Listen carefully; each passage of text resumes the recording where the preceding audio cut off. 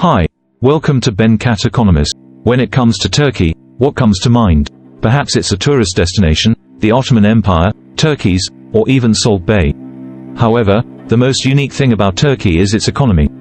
In 2022, Turkey's inflation rate suddenly skyrocketed to over 80% and the Turkish lira depreciated by half within a year. It sounds pretty terrible, but in 2022, Turkey's GDP actually grew against the trend by 5.6%, and the stock market even tripled. What's even more peculiar is that their president is always attacking interest rates, claiming that they are demons and that we should believe in Allah.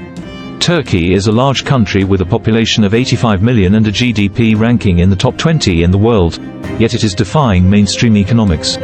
Even Trump has said that he wants to destroy the Turkish economy, but the president is not backing down. What's going on here? Let's quickly take a look with Ben Cat and understand this peculiar economy of Turkey.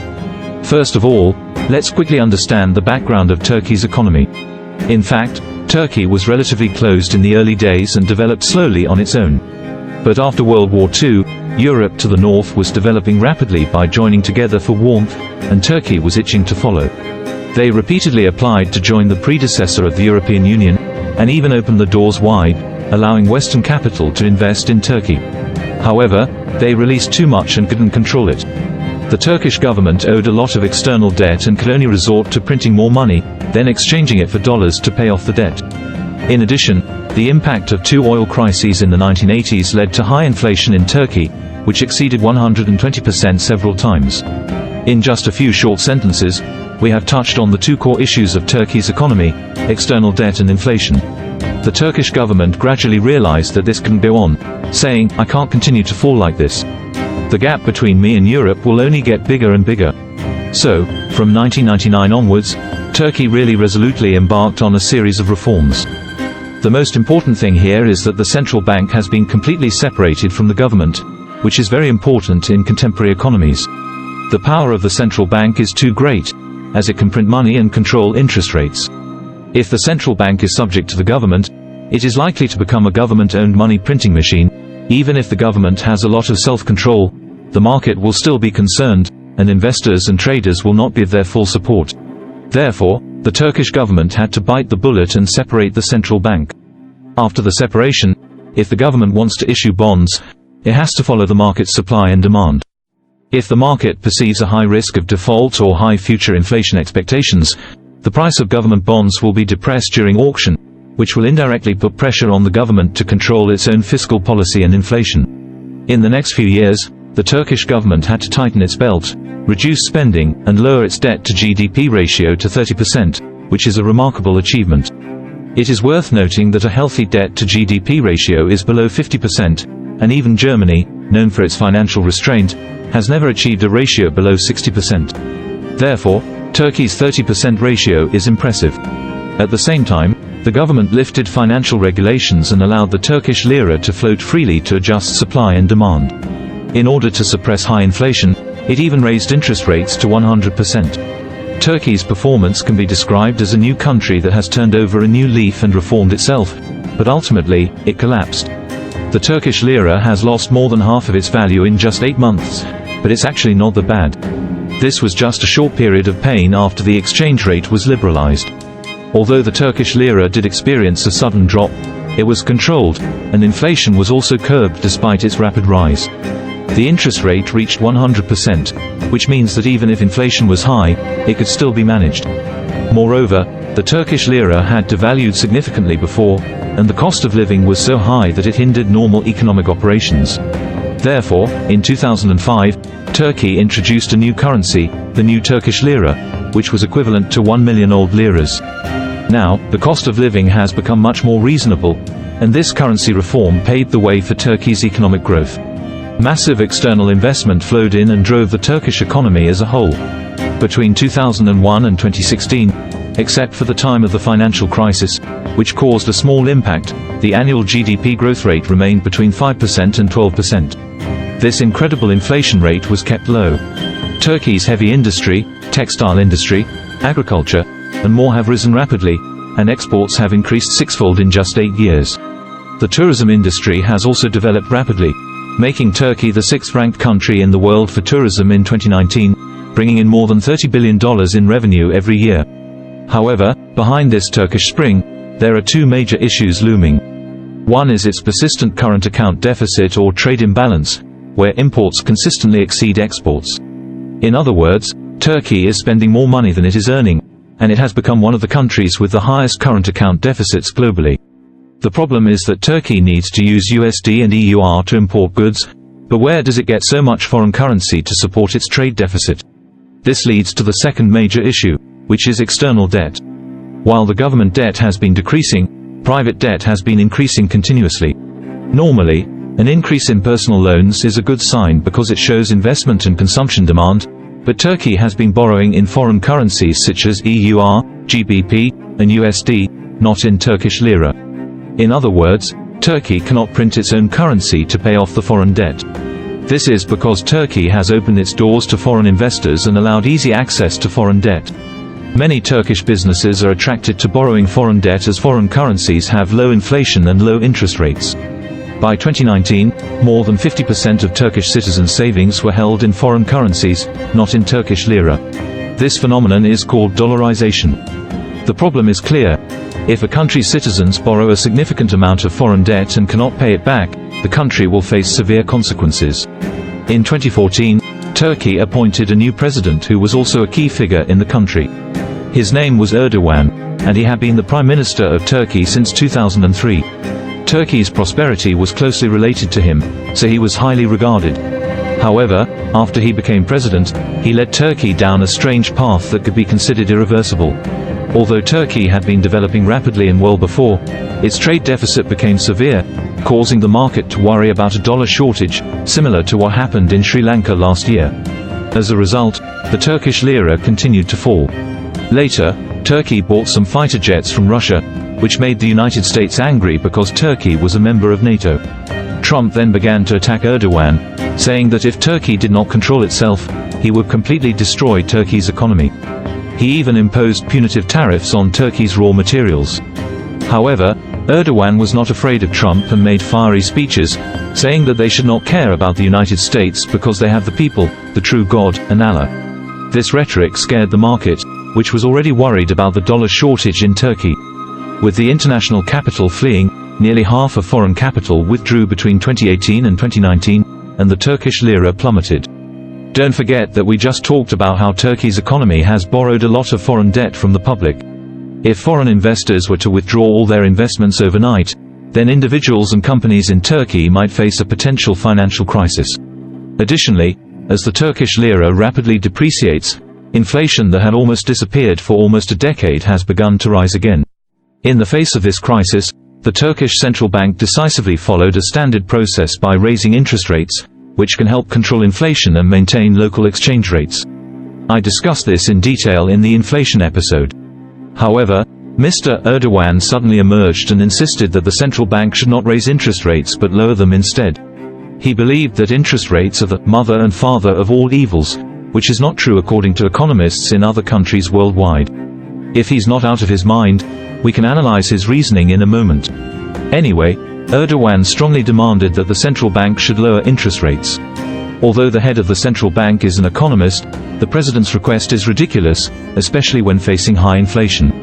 As we discussed in the previous episode about inflation, the government finally managed to make the central bank independent from the government. In theory, it doesn't have to listen to Erdogan's demands. However, Erdogan had prepared for this, amending the constitution in 2017 to give himself the power to appoint central bank officials. So whether or not to lower interest rates is not up to the central bank anymore. If they refuse to do so, the head of the central bank will be dismissed, as what happened in 2019 when the previous head was replaced with a more obedient one. Therefore, interest rates were lowered immediately. So you think the market saw such a strange precedent and became even more panicked, withdrawing wildly. The lira began to plummet again. The new central bank governor saw that the lira was truly unstoppable, so he started raising interest rates, but then he was fired. Another one came in and had to raise interest rates within 2 days, and he was fired too. In this way, the once glorious Central Bank of Turkey had 3 governors fired in 2 years, and the new one who came in was very obedient. He said, if you want to lower rates, we'll lower them. This also means that the mechanism of central bank independence, that Turkey has worked so hard to establish has been broken by Erdogan. Even Turkey's former prime minister, who was Erdogan's deputy before, publicly stated that Erdogan doesn't understand economics and neither do the people around him. He's like he's from another universe. You see, isn't that a pretty civilized way of insulting someone? Okay, let's take a look at what this Mr. Erdogan really thinks. Of course, I can't know exactly what he's really thinking. I can only look at some of his speeches, interviews, or public materials to see some basis. Actually, he has his own set of very complete logical chains. You want to talk about economics, right? Come on, let me tell you about my economics. You see, lowering interest rates can lead to growth in demand and investment, right? Then with the growth in demand and investment, there will be an increase in goods, right? If the increase in supply of goods is higher than the increase in demand, then prices will come down, right? This way, not only can inflation be controlled, but also growth can be maintained. Actually, what he said is not entirely unreasonable. It's just that general experience shows that the negative effects of low interest rates are far greater than the positive effects. He mentioned low interest rates will cause the economy to overheat and the effect of increased demand will be more pronounced. It will lead to higher inflation. You might be a little confused by this. Let me give you an example, which may not be very appropriate. It's like there's a small car that's going very fast. You want it to stop. And the normal person would think you should pull it. But Erdogan said, no, you shouldn't pull it. You should push it instead, because when you push it, it will go faster. This will create more air resistance and friction. When these two forces are greater than your pushing force, its speed will slow down. So if you want it to slow down, you shouldn't pull it, but push it. Of course, economics certainly isn't as absolute as physics. I just gave an example so that everyone can feel it intuitively. When you hear this analogy, don't you think this person doesn't have any common sense? Actually, even the economics community feels this way about Erdogan. If you follow Erdogan's theory, when the economy overheats, you lower interest rates. You also lower interest rates to stimulate the economy. Believe it or not, this is really Erdogan's goal. Why did Erdogan want to lower interest rates to zero, regardless of inflation? It was actually due to his religious beliefs. Turkey is a Muslim-majority country and Islamic teachings emphasize that interest rates are sinful, as profiting from money is not ethical. Therefore, Erdogan said that interest rates are the parents of evil. However, this religious doctrine has made it difficult for Turkey's banking industry to operate. They must constantly find ways to circumvent interest rates, such as purchasing properties and renting them out instead of charging interest on loans. Despite Erdogan's unconventional move, it backfired during the 2022 energy crisis. As a major energy importer, Turkey was hit hard and inflation skyrocketed, reaching 80% in just 6 months. Some estimates even put it between 100 to 200%. Foreign investors panicked and withdrew their money, causing the Turkish lira to lose half its value in 1 year. With such low interest rates and high inflation, people had no incentive to save money and instead turned to consuming, buying property, and investing in stocks. Despite this, Turkey's economy grew by 5.6% in 2022, thanks to strong consumption and investment.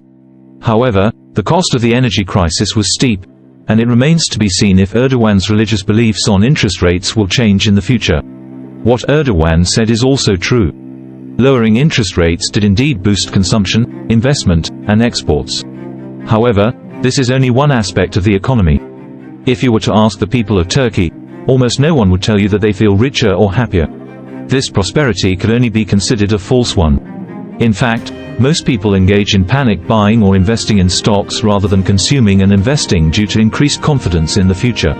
Although GDP has increased, people are panicked. This cannot last for long. Additionally, wealthy families and companies in Turkey can indeed exchange their money for foreign currency or invest to hedge against inflation, but low-income individuals have no choice. They can only watch their money slowly decrease in value. Wage growth is far from keeping up with inflation, exacerbating income inequality.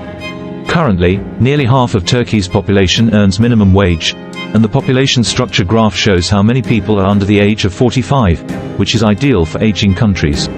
With Erdogan's current actions, nearly 300,000 young people with higher education leave Turkey for other countries each year, and 73% of Turkish young people hope to leave Turkey for development. The loss of talent and confidence will have a long-term impact on Turkey. Facing such severe inflation complaints, Erdogan is not sitting idly by. Apart from insisting on lowering interest rates, his overall strategy is quite clear. He knows that Turkey's most serious problem is capital outflow. If he doesn't take action soon, all Turks will exchange their money for foreign currency. This is unacceptable. Moreover, it is essential for him to win the presidential election in June 2023. This is related to whether he can continue to be re-elected. Therefore, Erdogan has done two things. The first tactic is to prevent capital outflow. In addition to some basic measures such as restricting banks' foreign exchange holding ratios, Turkey has also imaginatively introduced a new protected deposit model for foreign exchange. This means that for those who hold US dollars, even if they exchange them for Turkish lira and suffer losses due to exchange rate fluctuations, the bank will compensate them for their losses. In other words, the bank assumes the exchange rate risk on behalf of the depositor. This sounds quite creative, doesn't it? Erdogan's second tactic is to attract external capital inflows, or attract external alliances, as he calls it. In fact, if you look at why Turkey had such severe inflation last year, including its persistent trade deficit, a major reason was that it is a huge energy importing country. Unfortunately, it is not blessed with fossil fuel resources like its neighbors to the north and south, Russia and the Middle East. As a result, 90% of Turkey's energy needs are met through imports. Erdogan has now realized the importance of energy and has changed his past confrontational approach to start building relationships with major energy-producing countries. Despite being a member of NATO, he opposed Western sanctions against Russia and actively traded with Russia. Following the Russia-Ukraine conflict, Turkey's trade with Russia actually increased, and it successfully secured $9.1 billion from Russia to build its new nuclear power plant. In addition, Erdogan has also formed alliances with external capital. Turkey, as a large energy importing country, has suffered from high inflation and trade deficits due to its reliance on imported fossil fuels. To address this, Erdogan has sought to improve relations with energy-rich nations such as Russia, despite being a member of NATO and opposing Western sanctions against Russia. He has also established ties with the United Arab Emirates, despite their involvement in a failed coup against him in 2016, and secured significant loans from Qatar and Saudi Arabia. These efforts have brought in billions of dollars in investment, but it remains to be seen whether Erdogan can effectively control inflation and avoid the fate of Venezuela or Argentina. Additionally, Turkey has recently suffered devastating earthquakes that will require at least $80 billion to repair, which will further strain the government's debt and inflation levels. The future of Erdogan's leadership remains uncertain. Only time will tell if he can successfully manage the challenges ahead.